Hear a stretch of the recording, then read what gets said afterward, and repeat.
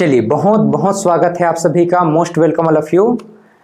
आज हम मुख्य रूप से फड़ी नागवंश और सोमवंश पर बात करेंगे और फड़ी नागवंश और सोमवंश पर हम समझने का प्रयास करेंगे कि छत्तीसगढ़ में फड़ी नागवंश और सोमवंश मूल रूप से कहाँ के सोमवंश हैं।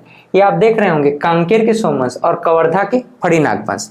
तो आपको ध्यान में रखना चाहिए, जैसे कि छत्तीसगढ़ का खजुराहो भोरमदेव मंदिर कवर्धा को कहा जाता है, तो कौन से वंश से संबंधित है, ऐसा प्रश्न अगर पूछा जाए तो आप ध्यान में रखना फड़ी नागवंश से संबंधित है। वहीं अगर प्रश्न पूछा जाता है कि भाई सोमवंश कांकेर से संबंधित राजाओं के विषय में आप बताएं, तो कांकेर के सोमवंशों के विषय में आपको जानकारी देना है। मूल रूप से 11वीं से 14वीं शताब्दी तक के ये मुख्य रूप से राजवंश माने जाते हैं। 11वीं से 14वीं शताब्दी। अब 11वीं से 14वीं शताब्दी मतलब कि कुल मिलाकर के हम बात कर रहे हैं मध्यकालीन छत्तीसगढ़ की, है ना। मध्यकालीन छत्तीसगढ़ के इतिहास की बात कर रहे हैं। मध्यकालीन छत्तीसगढ़ का इतिहास। आपको पता है मध्यकालीन छत्तीसगढ़ का इतिहास कहां से प्रारंभ हो जाता है? कलचुरी राजवंश से, कलचुरी डायनेस्टी से मध्यकालीन छत्तीसगढ़ का इतिहास प्रारंभ हो जाता है। और हम फड़ी नागवंश, सोमवंश और आगे चल करके छिंदक नागवंश और काकतीय वंश भी पढ़ेंगे, जो कि हम मुख्य रूप से मध्यकालीन छत्तीसगढ़ के इतिहास के अंतर्गत ही हम देखने वाले हैं। देखो, फड़ी नागवंश, क्या फड़ी नागवंश? तो फड़ी नागवंश में हम लोगों ने क्या समझा कि भाई इनका जो शासन काल है, मुख्य रूप से फड़ी नागवंश में अगर हम देखें तो हमको कवर्धा को ध्यान में रखना है। क्या? छत्तीसगढ़ में कवर्धा जिला, कबीरधाम जिला हम लोग इसको कहते हैं। 11वीं से 14वीं शताब्दी, 11वीं से लेकर के 14वीं शताब्दी, ये आप लोग स्पेशली ध्यान में रखें कि 11वीं से 14वीं शताब्दी तक फड़ी नागवंश ने कवर्धा में राज किया। कई बार ऐसा प्रश्न पूछा जाता है, इनके समकालीन कौन थे? तो आप ध्यान में रखिएगा, फड़ी नागवंश के समकालीन थे कलचुरी राजवंश। अच्छा, और इनका पतन किसने किया? इनका पतन किसने किया? तो इनका पतन भी किसने किया है? कलचुरी राजवंश के द्वारा ही किया गया है। क्लियर? तो समकालीन कौन थे? कलचुरी राजा, और कलचुरियों ने ही फड़ी नागवंश को समाप्त कर दिया। एक और प्रश्न यहां से जो डेफिनेटली आपके एग्जाम के पॉइंट ऑफ व्यू से प्रश्न बनता है, पहला तो आपका प्रश्न बनता है संस्थापक इस राजवंश के कौन थे, और एक प्रश्न बनता है अंतिम शासक कौन थे। ठीक है, अंतिम शासक कौन थे? तो ये दोनों प्रश्नों को भी आपको ध्यान में रखना है। पहला क्या, संस्थापक कौन है, और दूसरा अंतिम शासक कौन है। तो अहिराज संस्थापक हैं, अहिराज, है ना। अहिराज कौन है? संस्थापक हैं। अब देखो, सर्प से याद रख सकते हो, याद ही करना है तो अहिराज सांपों का राजा कहलाता है ना, सबसे जहरीला अहिराज सांप। तो इस प्रकार से आप ऐसा याद रखने के लिए मैं बता रहा हूं, याद रखने के लिए आप ऐसा कह सकते हो कि फड़ी नागवंश, तो नागवंश से संबंधित अहिराज इसके संस्थापक होंगे, और मोनिंग देव अंतिम शासक हैं। मोनिंग देव अंतिम शासक है। कलचुरियों ने इनको परास्त करके फिर इस क्षेत्र को भी कलचुरी राजवंश में रायपुर कलचुरी ने डायनेस्टी को मिला दिया। ठीक, अच्छा, अंतिम शासक कौन है? मोनिंग देव, मोनिंग देव। ठीक, तो ये दोनों प्रश्न आपसे बन जाएंगे आसानी से। तो फड़ी नागवंश के विषय में आपने 3-4 बातें समझ ली। पहला तो ये फड़ी नागवंश कवर्धा में इनका राजधानी था। दूसरा, 11वीं से 14वीं शताब्दी तक मध्यकालीन छत्तीसगढ़ इतिहास से संबंधित है। मध्यकालीन छत्तीसगढ़ के इतिहास, मध्यकालीन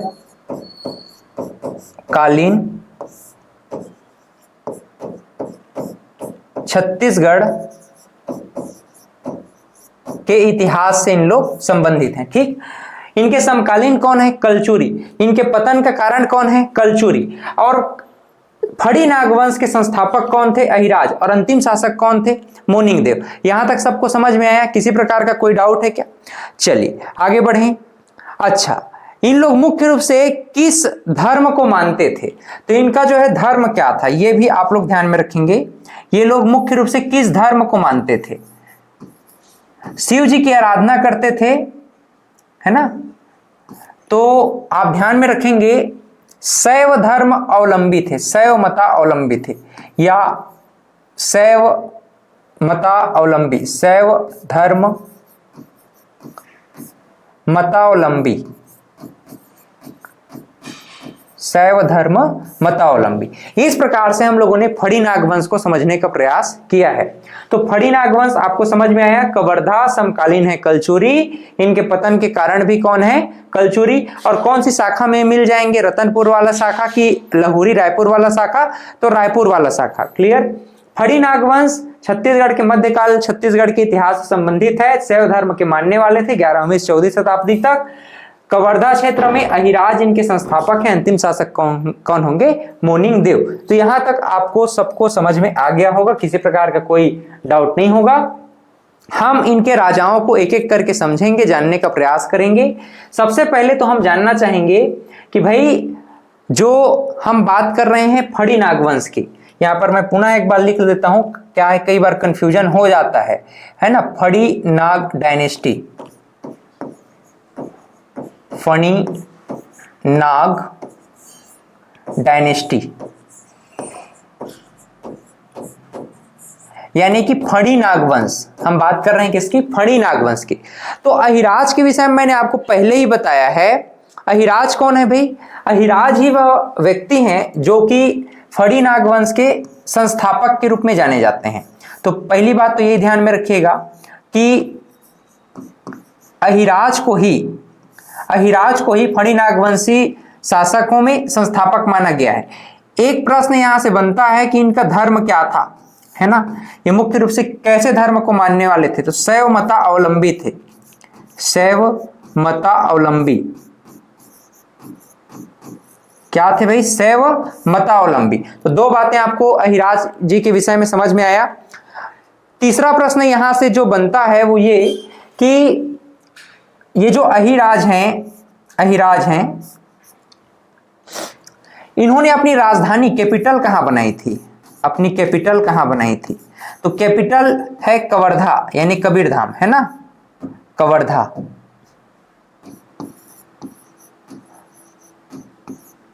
कवर्धा। क्लियर? तो इस प्रकार से हम लोगों ने अहिराज के विषय में समझा।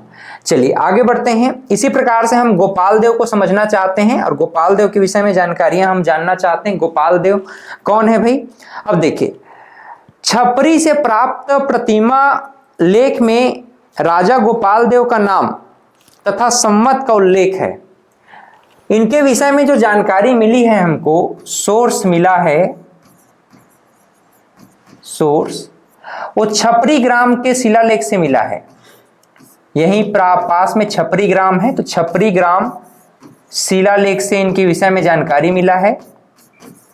और इसी छपरी ग्राम के शिलालेख में 840 संवत लिखा हुआ है, संवत 840 लिखा हुआ है, जो कि मूल रूप से गोपाल देव के विषय में ही जानकारियां प्रदान करता है। ठीक है? मड़वा महल अभिलेख में 6वें राजा के रूप में इनको बताया गया है। और इनके विषय में कहां से जानकारी मिलती है? मड़वा महल, रामचंद्र देव के विषय में हम लोग पढ़ेंगे कि इन्होंने मड़वा महल किस प्रकार से अपने शादी के समय बनवाया था। तो मड़वा महल को ध्यान में रखेंगे आप। ये जो मड़वा महल आपको दिख रहा है ना? तो छपरी ग्राम शिलालेख 840 समझ में आया।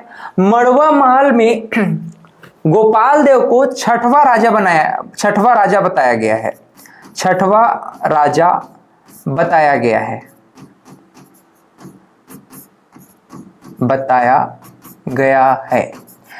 मड़वा महल के स्तंभ अभिलेख से हमको जानकारी मिलती है कि जो गोपाल देव हैं, गोपाल देव कौन से नंबर के राजा थे? तो भाई छठवें क्रम के राजा थे, है ना। कौन से क्रम के राजा थे? छठवें क्रम। तो अहिराज, अहिराज के बाद हम लोगों ने किनको देखा? फिर गोपाल देव को देखा।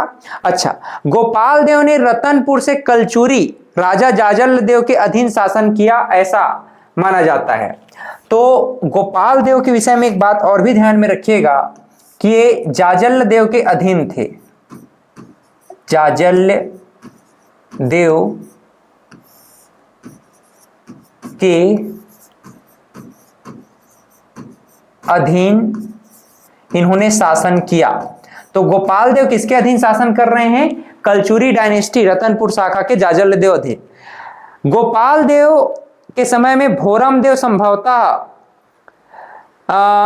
भोरम देव के आसपास हम लोग देखते हैं, भोरम देव या फिर हम कहें छपरी ग्राम के आसपास इन्होंने एक मंदिर का निर्माण करवाया था, गोपाल देव ने ही। ठीक है, तो एग्जैक्ट अगर हम डेट देखें तो 1089 ईस्वी, यहां पर हम लिख सकते हैं इसको 1089 ईस्वी। तो 1089 ईस्वी में 1089 ईस्वी में इन्होंने ही भोरम देव मंदिर को बनवाया था। भोरम देव मंदिर को बनवाया गया इनके द्वारा। अब भोरम देव को ही क्या कहा जाता है? छत्तीसगढ़ का खजुराहो कहा जाता है। छत्तीसगढ़ का खजुराहो कहा जाता है। मूल रूप से इसके गर्भगृह में क्या है? शिव मंदिर है। ठीक है, क्या है? शिव प्रतिमा है। अद्भुत कलाकृतियों से बनाया गया है भोरम देव मंदिर। छत्तीसगढ़ का ऐतिहासिक महत्वपूर्ण पर्यटन क्षेत्र है। आज वर्तमान में कवर्धा में आप जाएंगे तो छत्तीसगढ़ का खजुराहो कहा जाता है भोरम देव को। शिव प्रतिमा है इसके अंदर। 1089 ईस्वी में संभवतः गोपाल देव नामक शासक ने ही भोरम देव मंदिर का निर्माण करवाया था। क्लियर? आगे बढ़ें। इसके बाद देखिए, इसके बाद हम देखना चाहते हैं रामचंद्र देव के विषय में। आर्ट एंड कल्चर जब मैं पढ़ाऊंगा ना तो वहां पर भोरम देव मंदिर को थोड़ा सा और डिटेल में हम लोग समझेंगे। क्लियर? अभी बस आप लोग राजा और राजाओं के द्वारा जो बनवाया गया उसके विषय में थोड़ा थोड़ा जानकारी आप लोग लेते चलें। रामचंद्र देव को हम थोड़ा समझना चाहते हैं। रामचंद्र देव, चलिए।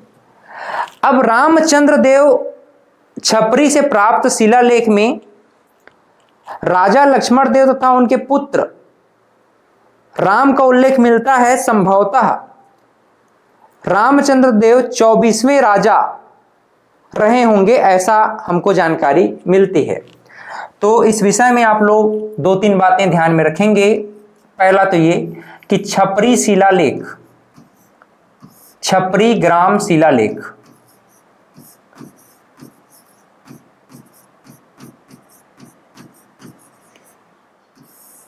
छपरी ग्राम शिलालेख में हमको इनके विषय में जानकारियां मिलती हैं।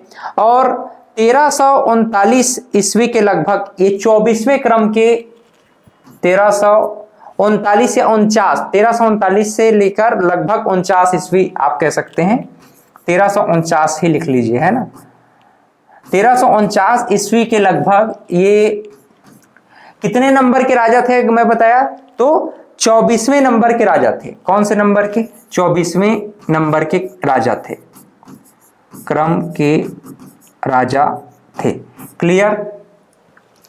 तो ये रामचंद्र देव के विषय में हमको कुछ जानकारियां प्राप्त हो जाती हैं। रामचंद्र देव ने यहां पर शिव मंदिर का निर्माण करवाया था और एक ग्राम को दान भी दे दिया था। और साथ ही साथ इन्होंने कलचुरी राजकुमारी अंबिका देवी से विवाह किया था। तो इनका विवाह किससे हुआ था? देख लीजिए, विवाह अंबिका देवी,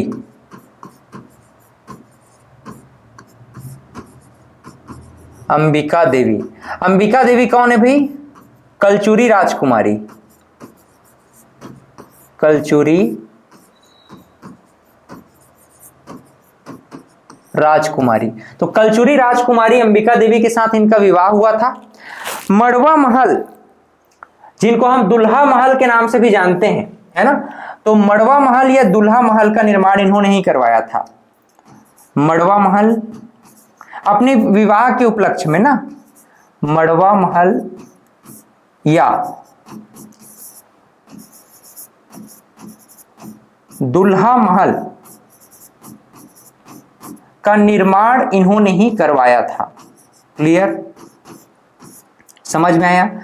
तो मड़वा महल या दुल्हा महल का निर्माण किसने करवाया है? रामचंद्र देव ने अपने विवाह के समय में। और राजकुमारी कलचुरी राजकुमारी अंबिका देवी के साथ इन्होंने विवाह किया। छपरी ग्राम शिलालेख में 1339 के लगभग 24वें क्रम के राजा के रूप में इनका नाम आता है। इन्होंने शिव मंदिर का भी निर्माण करवाया, जिसके लिए इन्होंने कुछ गांव भी ब्राह्मणों को दान में दे दिया था। ठीक है, एक प्रकार से जो मड़वा महल था वे विवाह मंडप था। क्या था? विवाह मंडप था। क्लियर? तो इस प्रकार से हम लोगों ने रामचंद्र देव के विषय में भी जाना। अंतिम में हम देखना चाहेंगे, अंतिम में हम बात करना चाहेंगे मोनिंग देव के विषय में। मोनिंग देव कौन है भाई? ध्यान से देखिएगा मोनिंग देव के विषय में। अच्छा, एक बात और आप लोग ध्यान में रखना, एक बात और आप लोग ध्यान में रखना, ये जो दुल्हा देव मंदिर है, दुल्हा देव मंदिर, थोड़ा सा हम इस पर और बात कर लेते हैं। दुल्हा देव मंदिर का निर्माण इन्होंने कब करवाया था? तो 1339 ईस्वी में। कब? 1339 ईस्वी में, है ना? तो 1339 ईस्वी में इसका निर्माण इन्होंने करवाया था। भोरम देव मंदिर में इन्होंने कुछ और छोटे मोटे जो उसमें काम बचे थे उसको इन्होंने कंप्लीट करवाया आगे चल करके।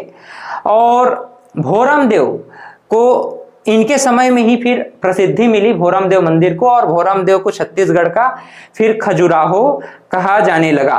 भोरम देव मंदिर का निर्माण मुख्य रूप से हम लोग देखते हैं कि इनके समय में ही आकर के कंप्लीट हो जाता है। किनके समय में? रामचंद्र देव के समय में। इसके बाद फिर मोनिंग देव को मैं जैसे पहले ही आपसे डिस्कस कर चुका हूं कि मोनिंग देव 1413 के लगभग 1413 के लगभग इन्होंने शासन किया है।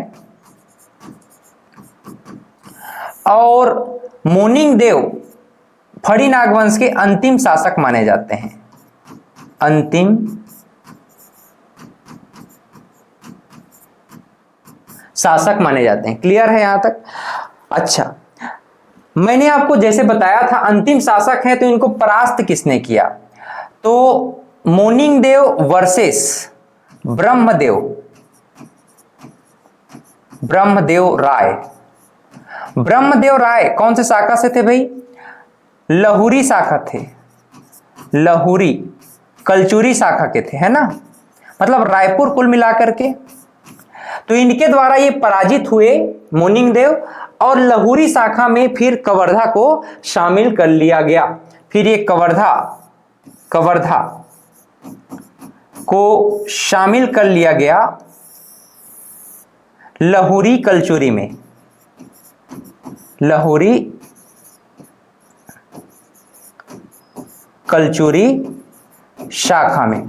तो लहुरी कलचुरी शाखा में शामिल किसने किया अगर पूछा जाए तो आप ध्यान में रखेंगे लहुरी कलचुरी शाखा में शामिल करने वाले कौन थे?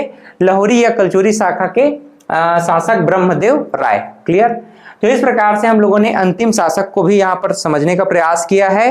राज्य हिंदी ग्रंथ अकादमी के अनुसार रामचंद्र देव ने मोनिंग देव को पराजित किया, ऐसी भी हमको कहीं कहीं पर जानकारियां प्राप्त हो जाती हैं। कवर्धा महल का देखो कुल मिलाकर के राजाओं की बात करें तो 25 राजाओं के विषय में उल्लेख है। हम अगर बात करें, हमने कितने राजाओं के विषय में पढ़ा है अभी तक? मुश्किल से 5 राजाओं के विषय में। लेकिन यहां पर प्रमुख शासकों की बात करें तो कुल मिलाकर के 25 शासकों के विषय में जानकारियां मिलती हैं। 25 शासकों के विषय में जानकारियां मिलती हैं। और लगभग हम देखते हैं कि अहिराज के बाद गोपाल देव की हम बात करें तो इनके बाद हम लोग देखते हैं कि लगभग सभी किसके अधीन शासन कर रहे हैं? कलचुरियों के अधीन ही शासन कर रहे हैं। तो लगभग 25 शासकों के विषय में हमको जानकारियां प्राप्त हो जाती है। देखिए आगे बढ़ते हैं। इसके बाद थोड़ा सा समझने का प्रयास करिएगा। इसमें मैं कुछ एडिशनल बातें आपसे करना चाह रहा हूं। जैसे कवर्धा महल के विषय में मैं आपसे डिस्कस करना चाह रहा हूं। कवर्धा महल,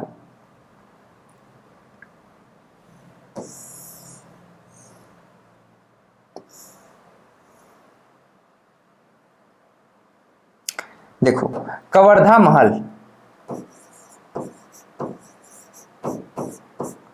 कवर्धा महल।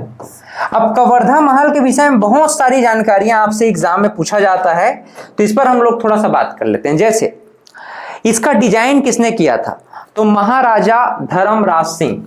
कवर्धा महल का डिजाइन करने वाले कौन हैं? एक प्रकार से इंजीनियर है ना, महाराजा धर्मराज सिंह। महाराजा धर्मराज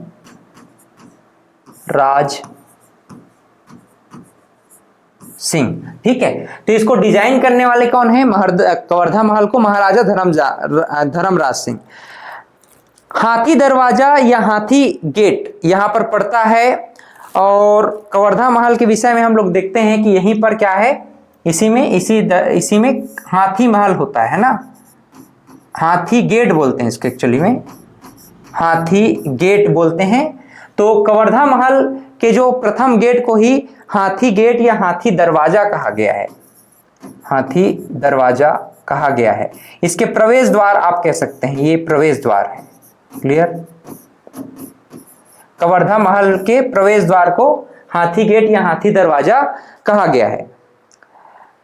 इटालियन मार्बल और सफेद संगमरमर से इस महल को बनाया गया। इसका डिजाइन किया गया कैसे? इटालियन मार्बल, इटालियन मार्बल और सफेद संगमरमर, सफेद संगमरमर। तो इटालियन मार्बल और सफेद संगमरमर से इसका निर्माण किया गया था। गुंबद पर सोने व चांदी की नक्काशी भी यहां पर करी गई है। तो इसके गुंबद में आप देखेंगे, है ना,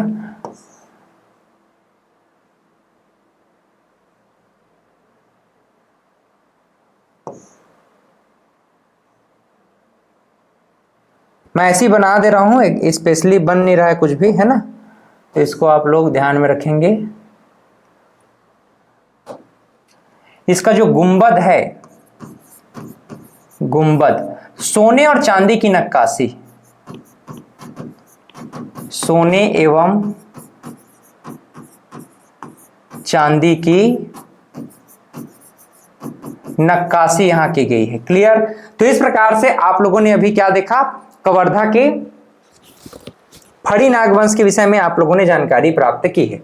अब हम बात करना चाहेंगे कांकेर के सोमवंश। ठीक है, कांकेर के सोमवंशियों ने 1191 से लेकर के लगभग 1320 ईस्वी तक, 1191 से लेकर के लगभग 1320 ईस्वी तक शासन किया है, और इनके विषय में भी हम लोग थोड़ा सा जानकारी प्राप्त करना चाहते हैं। अब ध्यान से देखिएगा। सिंहराज, सिंहराज, सिंहराज कौन थे? कांकेर के सोमवंश के संस्थापक थे। उसके बाद फिर व्याघ्रराज, बोपदेव, बोपदेव के बाद जो कांकेर का सोमवंश है ये 3 शाखाओं में बढ़ गया, क्योंकि इनके 3 पुत्र, बोपदेव के कितने पुत्र? 3 पुत्र। तो पहला शाखा किसको मिलेगा? सिहावत ताम्रपत्र के अनुसार कर्णराज को। दूसरा जो शाखा है, कुल मिलाकर के कवर्धा के सोमवंश का 3 शाखा में बंटवारा होगा। कब होगा? बोपदेव के 3 पुत्रों को। तो पहला पुत्र कर्णराज है, तो इसको एक पहली शाखा मिलेगी, दूसरी शाखा कृष्णराज को, और तीसरी शाखा सोमराज को। इस प्रकार से ध्यान में आप रखेंगे कि सिंहराज संस्थापक हैं किसके?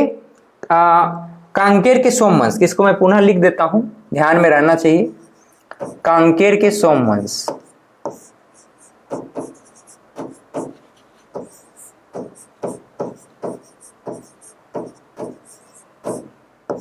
अब देखो कांकेर के सोमवंश संस्थापक कौन है भाई? हम जान गए सिंहराज। सिंहराज क्या है? संस्थापक है। कहां के? कांकेर के सोमवंश के। व्याघ्रराज के विषय में बात करें तो इनके उत्तराधिकारी हैं फिर बोपदेव। बोपदेव के 3 पुत्र कौन कौन? कर्णराज, कृष्णराज और सोमराज। और ये बोपदेव का पूरा जो कांकेर का सोमवंश का साम्राज्य है 3 शाखाओं में बढ़ जाएगा। कौन कौन सा? कर्णराज के, कृष्णराज के और सोमराज के। उसके बाद कृष्णराज के बाद जो राजा हैं जयतराम, उसके बाद सोमचंद्र, फिर भानुदेव कांकेर शिलालेख के अनुसार। और वहीं सोमराज के बाद एक तहनका-पारा ताम्रपत्र है, उसके अनुसार सोमराज के पुत्र पंपराज। ये यहां तक हमको मूल रूप से कांकेर के सोमवंशियों के विषय में जानकारियां प्राप्त होती हैं। अब इनके जो प्रमुख शासक हैं, इन प्रमुख शासकों को थोड़ा सा हम जानना चाहेंगे कि प्रमुख शासकों ने मूल रूप से कैसे शासन किया है।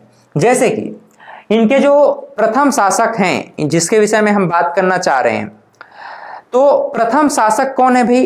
प्रथम शासक हैं सिंहराज, और सिंहराज को ही इस वंश के संस्थापक के रूप में जाना जाता है।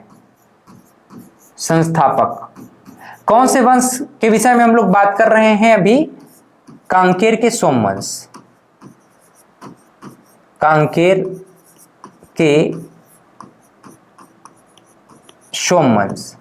अब कांकेर के सोमवंश में हम देख रहे हैं सिंहराज प्रथम शासक हैं।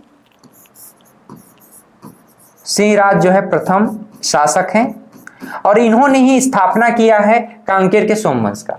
वहीं अगर हम व्याघ्रराज की बात करें तो व्याघ्रराज को ही वाघराज के नाम से जाना जाता था। वाघराज, इनका ही अन्य नाम क्या है? वाघराज। और वाघराज कौन है? सिंहराज के पुत्र हैं, सीधी सी बात है, सन ऑफ सिंहराज।